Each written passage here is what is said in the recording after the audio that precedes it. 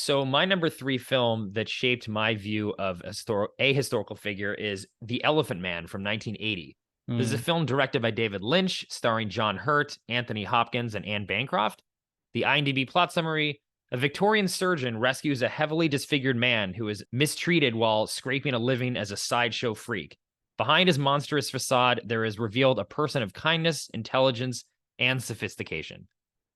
So this film is about the Elephant Man, which was he was, like the description said, this is Victorian times. It's heavily disfigured guy. It was a real life character from that time who was found by this doctor, studied him, actually wrote a book about him, and then he unfortunately died rather young, the Elephant Man himself. And this film was sort of not a full life, cradle to grave story, but really capturing more of the doctor's time with the Elephant Man because it is based on that book. And for me, this film always left an impression because I did read the book in high school. Part of my high school program, I had to read books over the summer. There's like a list that I choose from. I just picked this at random and read the book that the Victorian doctor had written, and just like mesmerized by how cool this, or not cool, but interesting this story was. There were Hmm. photos in it where you could see, Oh the wow. Elephant Man, what he looked like, these black and white photos. But really, what this movie did is bring John Merrick, who's the name of the Elephant Man, to life in a way that the book even really couldn't. You empathize with him so much more in this film because you see people's reactions to him, calling him a monster, pulling away from him, laughing at him, mistreating him. These are all things that are talked about in the book, but there's just such a difference in terms of seeing it, which is why for me, movies are so powerful. So I'll stop there and just ask if you'd heard of the Elephant Man, seen this film before. What's your history with John Merrick? Yeah, heard of him for sure. Had not watched the movie. I did go to New York many years ago to see Bradley Cooper play this role on Broadway in a Oh, cool. play, Yeah, which yeah, was yeah. amazing.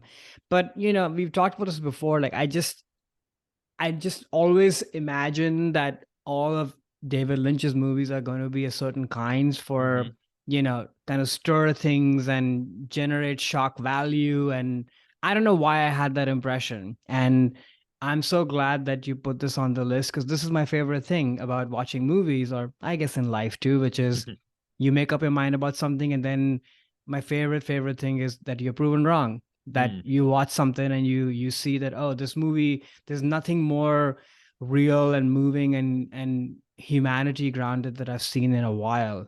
This It was absolutely amazing to watch this movie and these performances and all of it. So I'm very excited to dive into it with you. No, I'm glad you liked it. And I think a lot of the things you're talking about too is what, again, the book was great, but Mm, you can't really empathize with him. You empathize him by looking, it's like sympathy you have for him by seeing the photos of what he looked like and hearing the doctor describing all the things that he did and what his childhood was like, etc. But seeing how these other Victorian folks were reacting to him really does make you feel for him. And I think what Lynch does too, the movie's in black and white, and the tone of it almost feels like a 1930s monster film, like a James Whale film where you yeah. do have a lot of sympathy for the Frankenstein monster, even though, the people of the village want to burn it, burn his house down and kill the monster. And I think that is what works so well in this movie and makes it actually, to me, feel more, not only give the empathy like you do in those James Whale monster films, but it makes it more realistic because it's in black and white for some reason. Because all the photos back then were in black and white of Merrick and the doctor and everything, and it for some reason adds a level of truth when these movies are in black and white. I don't know, maybe that's just me. Of like, oh, this feels more truthful. Like I'm actually transported back there because the only thing I have to visualize the Victorian London are through black and white photos and really early, black and white movies. So I kind of picture that world being in black and white sometimes. So I just think that for me works really well in terms of adding that layer of truth Yeah. to this. There's something to that, but I think to me more so his makeup and all of it is just, first of all, so incredible. And I was reading that this is the movie that sort of started the makeup and hair Oscar. There Yeah, that's wasn't true. one before, Mm-hmm. which is amazing. I Yeah. didn't know that. But I think the black and white is good for that too, because if this were in color, I think you'll be too distracted Mm. to see the kind of detail in the makeup versus with black and white and this amazing use of lighting and cinematography and such. I don't know, that it feels more believable and real in a way that this Mm-hmm. person could be walking around you. And I don't know, in color, it would probably sensationalize Mm. the makeup and the transformation, and it would probably feel like a transformation as opposed to this person just being amongst us. Right, right, right. Yeah, that's a really good point. And what I love too, I mean, the makeup is incredible, and John Hurt is incredible, and Oh, I love what Lynch does in the beginning of the film. You don't see him, right. and it's The reveal. you see him under a hood, or you see his back, and all you're seeing is people reacting to him in Yeah. horror, and that really, I think, puts you in his shoes in a way. He's not Mhm. seeing himself all the time like everyone else is.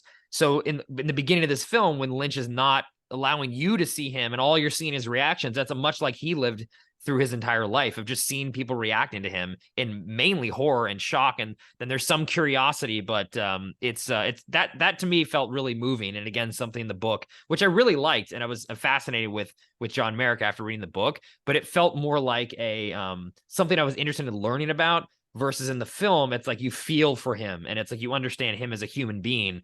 Well, which he does have that great line about, basically like, am I not human? That he delivers in Yeah. this is just so great. I mean, John Hurt, his performance in this is just incredible, especially through all that Unbelievable. makeup. Unbelievable.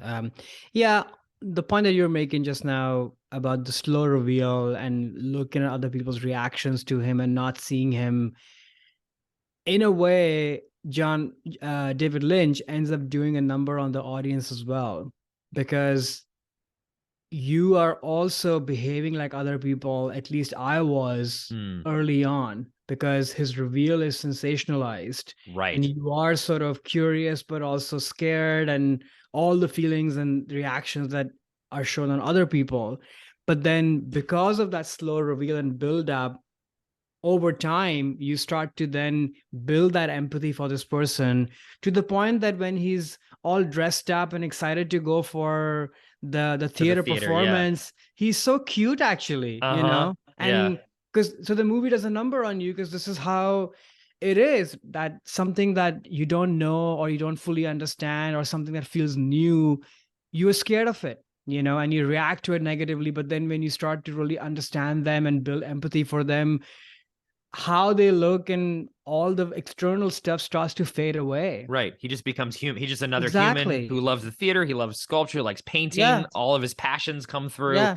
And you just, hey, he's just another guy that Yeah. And seems just so really cool. sweet and so Yeah. kind. And oh my gosh, that scene of him visiting the doctor's home and meeting his wife and Oh, responding the way he does, sobbing mess I yeah. was. And I've thought about that scene since I watched this movie. It's just so incredible.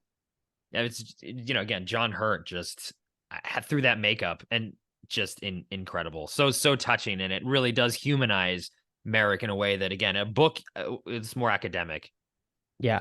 Just a great film. So I think that's a good point too to listeners as well that might not like David Lynch. Maybe you've seen several of his films. I think this is maybe one or two of his most mainstream, I'll say, or approachable or accessible movies. Not that that's a knock on this film or saying his other movies aren't good, because I he's one of my favorite directors. And you can definitely tell this is him. Like, he has his touches in Hmm. here for sure, but it's not some overly sensationalized or some crazy fever dream like a lot of his other films are. Right. There are some of that, the beginning and the ending with the elephant and his mom, but it's really just a very straightforward story that's told us incredibly well. So I'm not surprised to hear that you, as someone who's not a big fan of Lynch, still liked this film, because it's got the DNA of Lynch in here and his themes are there, but the aesthetics are a little more toned down, which I think Yeah. is, again, to his credit, is a decision that he Yeah. made to do that, to not distract from that performance and the And the story of John Merrick. emotionality of it. Yeah, exactly. Exactly. I mean, I will say I'm not a fan of him. I'm just not. In some ways, this movie has probably helped me move past my mental block, Okay. and to the point that now I'm going to watch more of his stuff. So I'm actually excited about that. Maybe there might be another one on the podcast I coming up know. soon, so we can talk about Lynch then more at that point. But yeah, I'm glad you enjoyed it. No, and I also have to say Anthony Hopkins is always amazing. And I think that's the other thing, like I was saying up top, like this could have been just a story based on John Merrick, but pairing him with the doctor and watching the doctor kind of question his own motives and his own identity in relationship with John Merrick is actually really smart. because otherwise it would not be a fully realized world if it were just John Merrick. Like all these people, his Carney guy, Mm-hmm. the guy at the hospital, the nurses, and Bancroft's character, like it's a true ensemble piece in that sense. Like you get like a full rounded view of all kinds of humanity, and they're Mm-hmm. all fully three-dimensional people, the good, the bad, and the ugly. Right. Even the good have shades of gray. Like even Anne Bancroft, she seems very nice, but you're sort of the way she enters, the way she looks at him, I'm like, wait, you don't even have a single reaction to see this person. Like, what are you hiding? What are you masking? Like it does such a number on the audience, I think, which is why I kudos to David Lynch for doing that, because this could have been like a very stripped down, sensationalized, heightened, straightforward story just based on John Merrick, but it's not. It's very layered. That's true. And the film brings up a little bit. And so you question like Hopkins's motivations a little bit too, because he could be using Merrick too, just for his own fame versus actually caring about him. Yeah. That's you're totally right. They expanded the scope of the story. Hey there, it's Alex. If you like the review and discussion Karan and I just had, make sure you subscribe to our channel, Movies That Shaped Us, to get full episodes. Every other Wednesday, Karan and I cover a topic around important people, places, events, and moments in our lives, and then explore it through 3 of our favorite movies. Subscribe right now, or follow our podcast on Spotify or Apple Podcasts via the link in the description below. Hope you join us for the journey.